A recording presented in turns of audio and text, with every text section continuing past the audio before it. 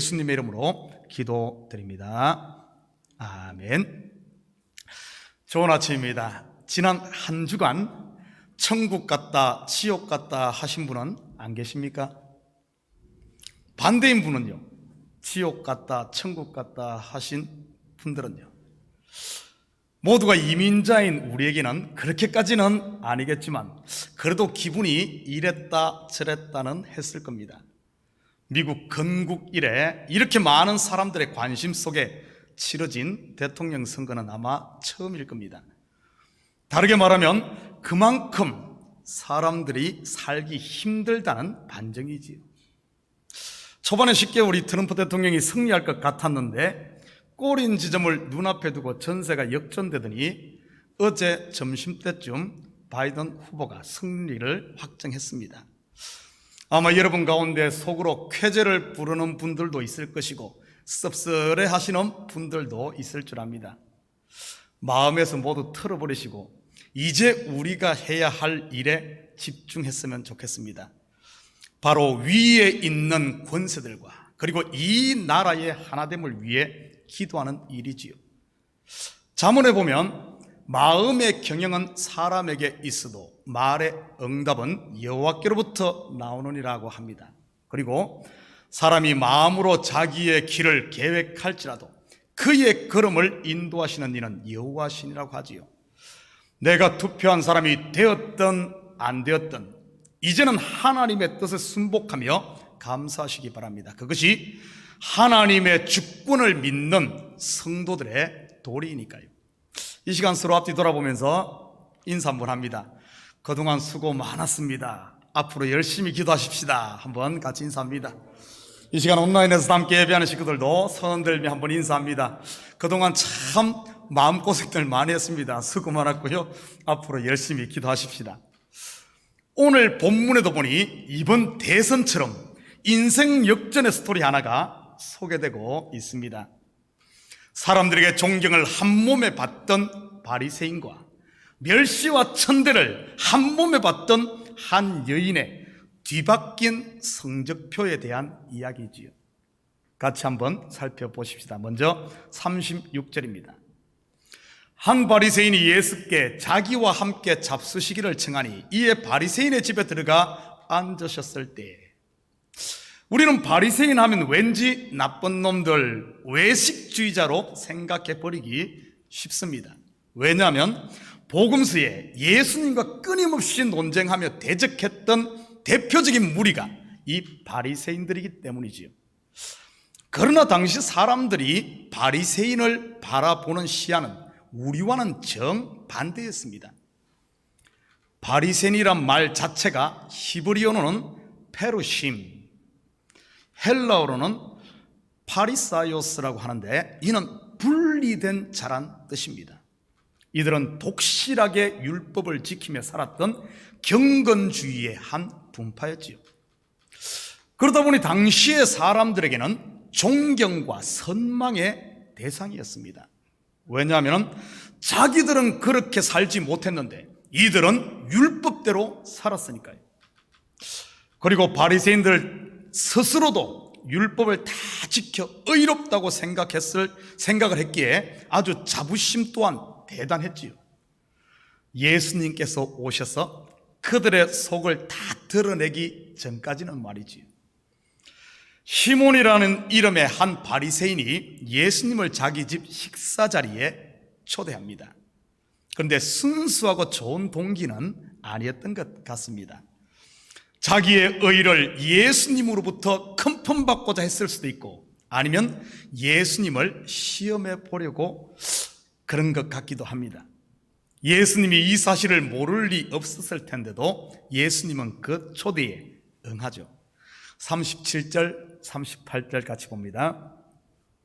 그 동네에 죄를 지은 한 여자가 있어 예수께서 바리새인의 집에 앉아 계심을 알고 향유 담은 옥합을 가지고 와서 예수의 뒤로 그 발 곁에서 울며 눈물로 그 발을 적시고 자기 머리털로 닦고 그 발에 입 맞추고 향유를 부으니, 참으로 어울리지 않는 모습입니다. 구별되고 분리된 경건한 바리새인의 집에 들어온 그 동네에서 죄를 지은 여자. 죄를 지은 여자란 창녀를 일컫는 말입니다. 당시의 창녀들은 대부분 생계형 창녀입니다. 살기 위해 자기의 몸까지 팔아야 했던 그러한 여인들이었지요. 이 여자는 그 동네 사람이라면 누구나 다 아는 여자였습니다. 분명 바리새인은 이 여자가 창녀임을 알았음에도 자기 집에 들어옴을 묵인합니다. 왜일까요? 당시 바리새인과 서기관들은 세리들과 창기와는 상종도 하지 않았는데 말이지요. 그때 이 여인이 예수님에게 좀 민망한 행동을 합니다. 눈물로 예수님의 발을 적시고 머리털로 그 발을 닦고 그 발에 입 맞추고 향유를 붓습니다. 이 여인에게 무슨 사연이 있길래 예수님에게 이런 행동을 했을까요? 당시 유대인들은 집에 손님을 초청하면 손님에게 하는 기본적인 예우가 있습니다. 첫째는 물로 발을 깨끗하게 씻겨줍니다. 당시에는 주로 샌들을 신고 다녔기에 발이 먼지투성이었지요. 그리고 유대인들은 식사를 할 때 샌들을 벗고 소파 같은 곳에 반쯤 옆으로 기대고 식사를 했기에 발을 씻겨주는 일은 가장 필수였습니다. 또한 장로들의 전통에도 집에 들어올 때마다 식사를 할 때는 손을 씻었지 않습니까? 둘째는 서로 허그를 하며 볼에 입을 맞췄지요. 지금도 중동 사람들 그렇게 인사하잖아요. 셋째는 머리에 기름을 발라 단정하게 해 주었지요. 이것은 손님 접대에 대한 기본 상식이었습니다. 우리 한국 문화에도 이런 것이 있지 않습니까? 여러분은 집에 손님을 초대할 때 무엇부터 합니까?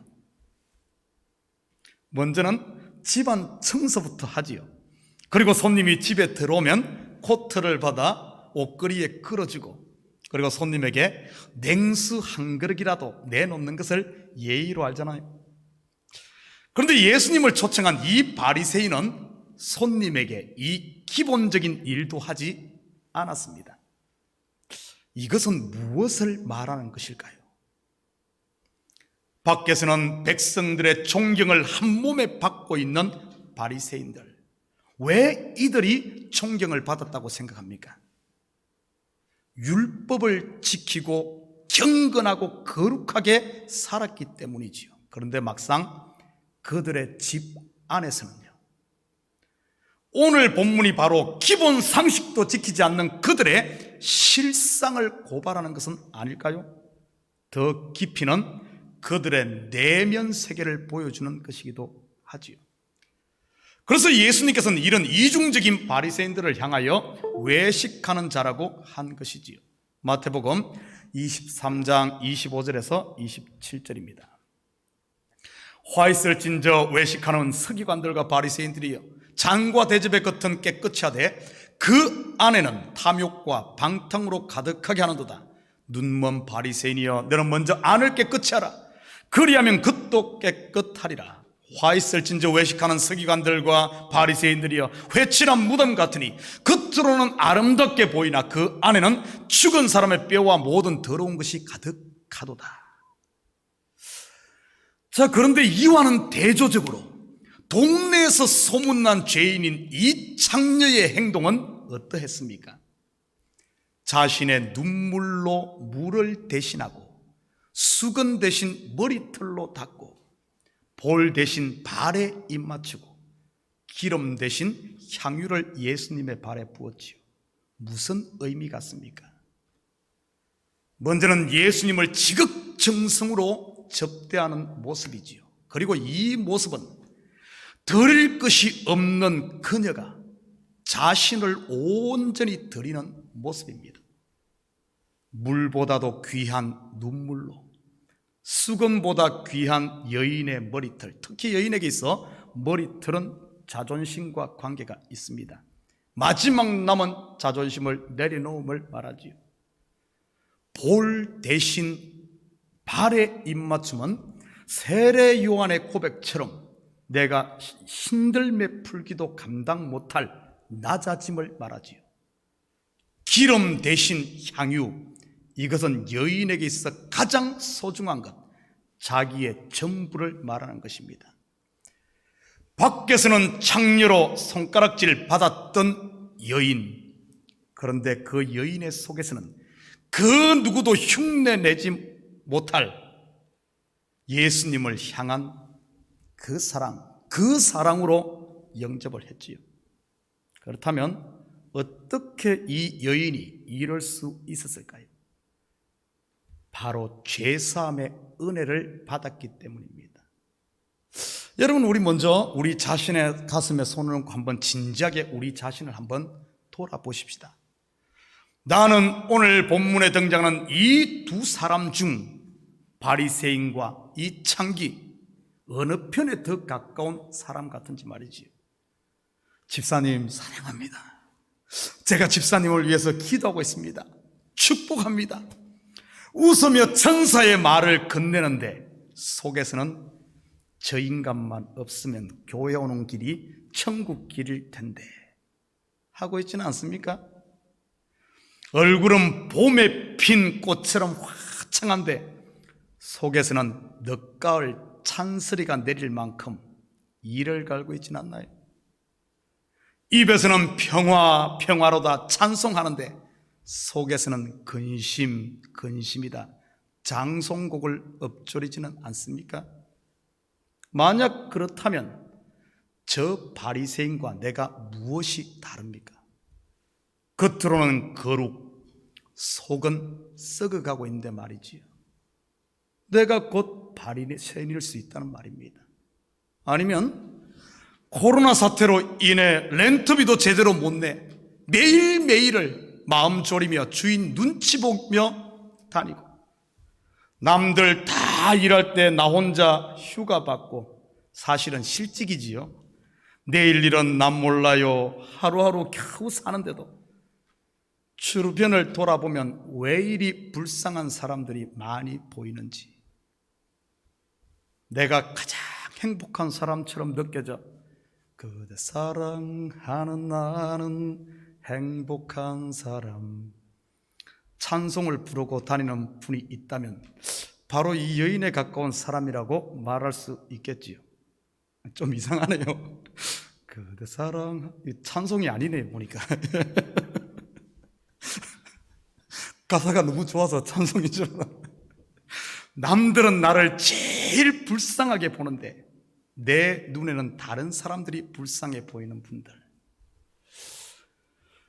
자, 그렇다면 이 여인이 어떻게 예수님을 초극진으로 모시게 되었는지 구체적으로 한번 살펴보십시다. 41절에서 43절 같이 봅니다. 이르시되 빚주는 사람에게 빚진 자가 둘이 있어 하나는 500데나리온을 졌고 하나는 50데나리온을 졌는데 갚을 것이 없으므로 둘 다 탕감하여 주었으니 둘 중에 누가 그를 더 사랑하겠느냐? 시몬이 대답하여 이르되 내 생각에는 많이 탕감함을 받은 자니이다. 이르시되 내 판단이 옳다 하시고 예수님의 이 비유에서 보자면 이 여인은 많은 빚을 탕감받았네요. 많이 탕감받은 자가 많이 사랑하니까요. 반대로 바리새인 시몬은 빚 탕감을 적게 받았던지 아니면 탕감을 받지 못했겠네요. 예수님을 대하는 태도를 보니 전혀 탕감받지 못한 것 같기도 합니다. 그렇다면 예수님의 이 비유에서 말하는 빚이란 게 무엇을 말하는 것일까요? 47절 같이 봅니다. 이러므로 내가 내게 말하노니 그의 많은 죄가 사하여졌도다. 이런 그의 사랑함이 많음이라. 사함을 받은 일이 적은 자는 적게 사랑하느니라. 빚이란 결국 죄를 말하는 것이네요. 여러분에게 질문 하나 하겠습니다. 그렇다면 이 여인은 죄를 많이 지은 큰 죄인이라서 많은 죄를 사함받고 바리새인은 죄를 적게 지어서 적게 사함받았다는 뜻일까요? 만약 그렇게 이해를 하신다면 많은 죄 용서받기 위해 많은 죄를 지어야겠네요. 그래야만 예수님을 많이 사랑할 수 있으니까요. 그런 말일까요? 여러분, 성경을 오해하지 마십시오. 전혀 그런 말이 아닙니다. 바리새인과 창녀 누가 더 많은 죄를 지었을까요? 세상에서 가장 깨끗하게 살았다는 성인 군자라는 사람과 가장 추하게 살았던 십자가상의 강도 누가 더 많은 죄를 지었을까요? 강도라고요? 야고보서 2장 10절 11절 같이 봅니다. 누구든지 온 율법을 지키다가 그 하나를 범하면 모두 범한 자가 되나니 간음하지 말라 하신 이가 또한 살인하지 말라 하셨은즉 내가 비록 간음하지 아니하여도 살인하면 율법을 범한 자가 되느니라. 그렇다면 율법을 온전히 지켜 그 율법의 의로 스스로 구원받은 사람이 있었을까요? 없습니다. 로마서 3장 10절에서는 분명히 말하지요. 의인은 없나니 하나도 없다고요. 율법을 하나 범한 죄인이나 율법을 10개 범한 죄인이나 쌤쌤이라는 것이지. 다르게 한번 생각해 보십시다. 죄를 적게 지은 사람과 많이 지은 이 사람의 구별이 있다면 그 결과도 달라져야겠지요? 맞잖아요. 적게 지은 자가 많이 지은 자와 구별이 있다면 결과가 달라야 될 거 아닙니까? 성경에서 죄의 삭 결과를 뭐라고 합니까? 죄의 삭은 사망이지요. 자, 그렇다면 죄를 적게 짓고 죽은 사람은 죽기는 죽는데 이렇게 한쪽 눈을 뜨고 죽는다는 말일까요? 아니면 뭡니까? 사망이 단순히 육체의 죽음이 아닌 영원한 사망, 곧 지옥을 말한다고요? 자, 그렇다면 죄를 적게 짓고 죽은 사람은 지옥의 운목, 촛불로 지지는 곳에 있고, 죄를 적당하게 지은 사람은 지옥의 중간 장작불 위에서 불태우고, 그리고 죄를 허블나게 많이 지은 사람은 지옥의 아랫묵, 곧 풀무불에 던져집니까? 여러분 그렇게 생각합니까? 아닙니다. 성경은 그렇게 이야기하고 있지 않습니다. 죄의 삭은 사망인데 이 사망은 영원한 사망, 즉 심판을 말하지요. 우리는 태어날 때 벌써 영원한 심판이 기다리고 있는 죄악 가운데 태어납니다. 맞습니까?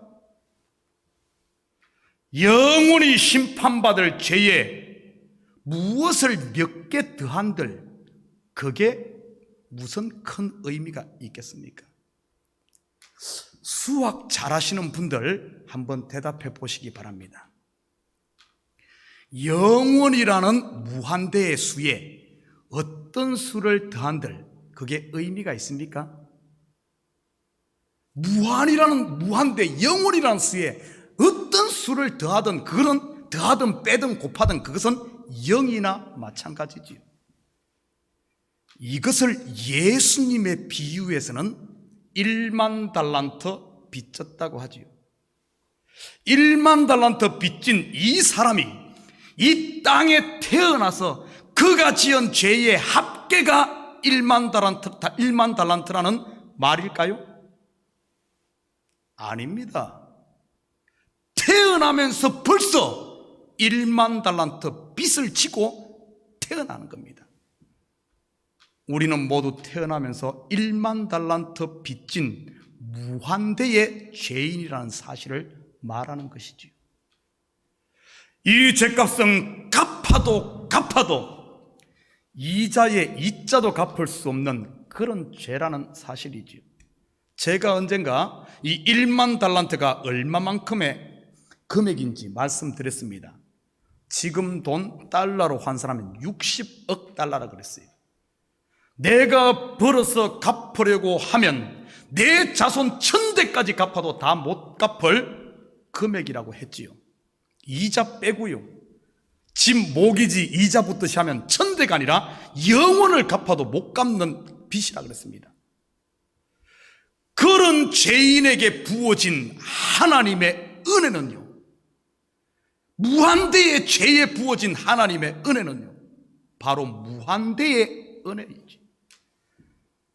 이 무한대의 영원한 은혜만이 영원한 죄값을 치룰 수 있으니까요. 그래서 영원이신 그분이 오셔서 그 값을 치른 것입니다. 몇 개의 죄는 용서하고 몇 개는 안 하는 게 아닙니다.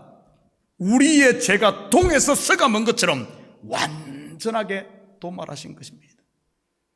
그 하나님의 영원한 은혜로 말미암아 우리가 영원히 사는 영생을 얻지 않았습니까?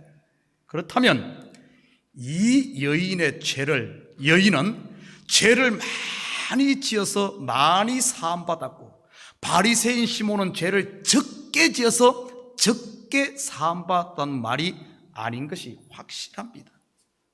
이 사람이 어떻게 이렇게 살아서 저렇게 살아서 죄가 많고 죄가 없고 이런 개념이 아니란 사실이에요.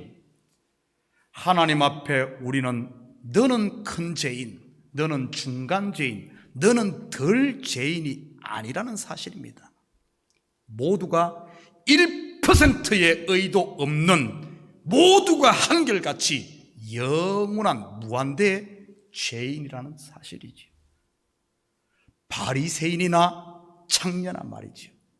그렇다면 많은 빚을 탕감받았다는 뜻은 무슨 말일까요? 이는 곧 자신이 많은 빚을 진, 다시 말해 자신이 영원한 죄인임을 깨달았다는 뜻입니다. 자신에게는 더 이상 소망이 손톱만큼도 없는 죄인 말이지요. 무엇을 통해서요? 율법을 통해서. 그리고 그 죄를 고백하며 회개했다는 말입니다. 회개와 함께 그 영원의 죄가 탕감받은 것이고요. 바로 1만 달란트 말이지요. 반대로 빚을 전혀 탕감받지 못했다는 말은 자신이 영원한 죄임에도 죄인임을 전혀 알지 못했다는 뜻이고, 내가 죄인인 줄 알지 못하니까 회개할 리 만무하죠. 그러니 탕감받지 못했지요. 그런데 문제는 그 은혜를 얼마만큼 아느냐가 문제입니다. 내가 죄인임을 아는 만큼 하나님의 은혜도, 하나님의 사랑도 그만큼 누릴 수가 있고, 은혜를 아는 만큼 하나님을 사랑할 수가 있지요. 오늘 본문의 이 여인이 예수님을 이처럼 초극진으로 영접하며 사랑한 이유는 바로 자신이 죄인 중에 괴수였음을 알고 주님 앞에 엎드렸다는 말이지요. 그러니 그만큼 큰 용서와 사랑을 받았고, 그러기에 예수님을 자기의 전부를 들여 그렇게 사랑을 했던 겁니다. 사랑하는 성도 여러분, 여러분은 얼마만큼 하나님을 사랑하고 있습니까? 여러분은 얼마만큼 그리스도의 몸인 교회를 위해 여러분을 드리고 있습니까? 여러분은 얼마만큼 그리스도의 피를 나눈 형제들을 섬기고 있습니까? 많이 사함받은 자가 많이 사랑하고, 적게 사함받은 자가 적게 사랑합니다. 죄인을 향한 하나님의 사랑은 영원한 죄를 사할 만큼 영원하고 무한대한 아가페 사랑으로 주어졌다는 사실을 기억하십시오. 주를 향한 나의 사랑과 헌신, 그리고 열정이 식어 있다면 다시 한번 십자가의 그 은혜 아래에 돌아와 우리의 마음을 열고 엎드려 영원한 이 사랑을 충만하게 채우시고, 이 한 주간도 여러분 속에 부어진 그리스도의 영원한 이 사랑을 이웃들에게 흘려보내는 이 사랑의 옹달샘으로 사는 저와 여러분 되시기를 주님의 이름으로 축복합니다. 같이 기도합니다. 사랑의 아버지 하나님, 참으로 감사드립니다. 영원한 죄인, 영원한 심판 가운데 있을 우리들을 영원 되시는 주께서 오셔서 우리를 덮으시고 아버지 하나님 흰눈보다 더이게 양털보다 더이게 깨끗하게 씻어 죄 없는 의로운 자로 하나님 앞에 세워주시고 하나님의 자녀로 아버지 하나님 양자 삼아 주시니 참으로 감사를 드립니다. 이 큰 은혜를 받았건만 우리의 마음이 닫혀 아버지 하나님 은혜를 거부하고 있었다면 하나님 다시 한 번 더 첫사랑을 회복하여 하나님의 그 큰 사랑을 온몸으로 받고 이제는 아버지 하나님 주님을 온몸으로 사랑하는 저희들 되게 도와주시옵소서. 감사드리며 예수님의 이름으로 기도드립니다. 아멘. 다 같이 자리에서 일어납니다. 우리 찬송 315장 찬송 드리신 후에 축도로 예배를 마치도록 하겠습니다. 찬송